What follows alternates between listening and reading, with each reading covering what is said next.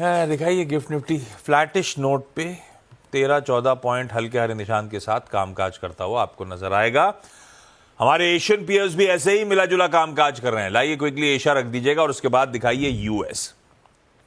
अच्छे back to back मजबूती वाले सेशंस के बाद कल मामला थोड़ा ठंडा पड़ा और 1/3 से 2/3% के बीच तीनों बेंचमार्क्स दबाव में।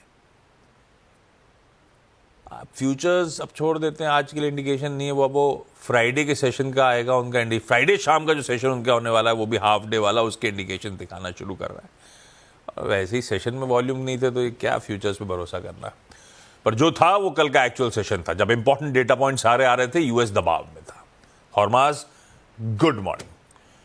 कल आपको मिस किया हम लोगों ने, थोड़ा समझ में नहीं आ रहा था ग्लोब की तस्वीर दरअसल कैसी है, आज कैसी दिख रही है। गुड मॉर्निंग आशीष। और ग्लोब की तस्वीर फिलहाल के लिए तो ठीक ठाक ही दिख रही है कि छुट्टी का समय आने वाला है वहाँ, तो आज छुट्टी है, फ्राइडे को हाफ डे है, तो कोई ज़्यादा बड़ा एक्शन हमें देखने पिछले पूरे हफ्ते में नहीं मिला है फॉर दैट मैटर, क्योंकि वॉल्यूम्स बड़े कम रहे हैं। तो फिर चाहे वो उछाल में हो या गिरावट में हो, कल भी जो गिरावट देखने मिली तीनों बेंचमार्क इंडिसेस में वॉल्यूम्स बहुत कम थे। तो बिग टेक की वजह से नैस्डैक ने अंडर परफॉर्म करा। नेटफ्लिक्स के शेयर छोड़ के बाकी सारे बिग टेक कल लाल निशान में ही बंद हुए। और डेल और एचपी जो सबसे बड़े गिरावट वाले शेयर थे, क्योंकि उनकी जो नतीजे थे वो कमज़ोर थे, कॉमेंट्री उनकी कमज़ोर थी, तो दोनों शेयर 11% गिरे कल। और जो बड़ा टेक अवे आ रहा है वो यील्ड्स है, जो एक 4.5% तक चली गई थी, वो अब गिरकर 4.22 हो चुकी है, जो कि एक महीने के सबसे निचले स्तर पर है। और डॉलर जो 108 के पार निकल गया था वो अब 106 के नीचे जाने की तैयारी कर रहा है। तो 2% की गिरावट आ चुकी है अब डॉलर में 3 दिनों के अंदर। ये दोनों क्यों ठंडे पड़ रहे हैं, क्या सिग्निफाई कर रहा है? ये ट्रम्प की वजह से तो एक तो है ही, पहले उफान मच गया था ट्रम्प के बाद, अब थोड़ा स्टेबलाइज हो रहा है, स्टेबलाइज होने की बात चल रही है, तो वो उस वजह से भी है। अब आप जब अगर टू फास्ट टू सून अगर रन अप करें तो थोड़ा सा तो कूल ऑफ आना लाजमी है। तो आज ये भी है कि आज तो छुट्टी का दिन है, फ्राइडे को हाफ डे है, जैसे आपने कहा तेजी दिखाई है इस महीने, तो एक अच्छा महीना रहा है यूएस के बाजारों के लिए। अब दिसंबर का महीना जो है, जो एक सैंटा रैली जिसे आप कहते हैं, वो वहाँ पर भी देखने मिली। उसका आपका एक मिसाल देता हूँ आपको।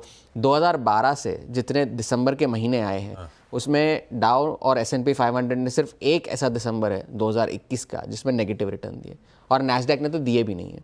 2021 तो कोविड के आसपास वाला, और वो भी मतलब हल्के फुल्के नाम मात्र रिटर्न, नेगेटिव रिटर्न्स थे, उतने भी बड़े। हिस्टोरिकली हमेशा दिसंबर का महीना यूएस में तेजी का ही रहा है। बिल्कुल, तो वो एक बड़ी बात है, हिस्टोरिकल डेटा। लेकिन माइक्रोसॉफ्ट पर हमें नज़र रखनी है, वो इसलिए भी क्योंकि खबरें ये आ रही है माइक्रोसॉफ्ट में कि US FTC जो उनका ट्रेड रेगुलेटर है, उन्होंने माइक्रोसॉफ्ट पर जांच शुरू कर दी है। और ये हमने अल्फ़ाबेट के भी देखा था कि अल्फ़ाबेट गूगल क्रोम के कारोबार को लेकर वहाँ पर थोड़ी सी अटकलें चल रही थी। तो अब FTC ने जांच शुरू कर दी है उनके सारे कारोबार को लेकर, cloud computing, software, cyber security, AI products. वो इसलिए क्योंकि हाल फिलहाल में माइक्रोसॉफ्ट के दिए हुए सॉफ्टवेयर पे काफ़ी सारे साइबर अटैक्स हुए हैं।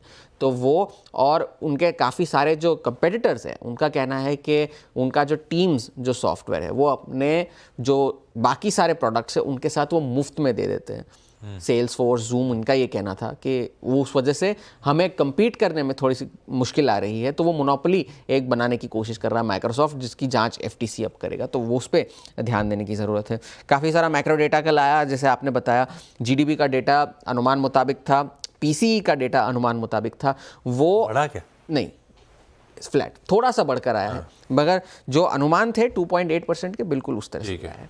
और इनिशियल जॉबलेस क्लेम्स जो थे वो अनुमान से बेहतर थे।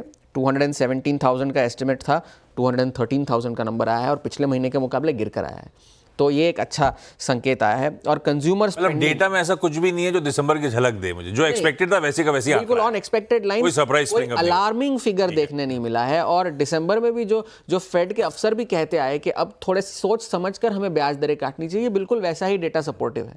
अब 65% प्रोबेबिलिटी है कि अगले महीने ब्याज दरें कटेंगी, मगर उसके बाद क्या होगा इसके बारे में अब तक कोई क्लैरिटी नहीं है। किसी को पता, किसी को भी, शायद उन्हें भी पता नहीं है ट्रम्प साहब क्या कर डालें। शायद उन्हें भी इस बात की क्लैरिटी नहीं, बिल्कुल उसी तरह से। सही है। और मैक्रो डेटा भी और यही है, कंज्यूमर स्पेंडिंग का डेटा थोड़ा सा कमजोर था, मगर 3.5%। अब ब्लैक फ्राइडे जो आएगा कल, उस पर नज़र रखने की ज़रूरत है कि उसमें से क्या डेटा निकल कर आता है। उससे ये पता चलेगा कि अर्थव्यवस्था की हालत आखिर है कैसी। फिलहाल जो डेटा निकल कर आ रहा है वो तो ठीक है, डॉलर कमज़ोर है, यील्ड्स भी थोड़े से गिर रहे हैं, बाज़ारों में थोड़ी सी गिरावट आई है, मगर हैंडओवर ठीक ठाक है। आज छुट्टी है, so no big takeaways from that. आज छुट्टी है तो कोई बड़े टेक अवेज नहीं, लेकिन कल सुबह फिर हॉर्माज आपको बताएंगे कि यूरोप में, मिडिल ईस्ट में, रशिया में क्या हो रहा है। दुनिया में कुछ ना कुछ तो हो ही रहा होगा, संकेत तो मिल ही रहे होंगे अपन को, उस पर रिएक्ट करना भी होगा।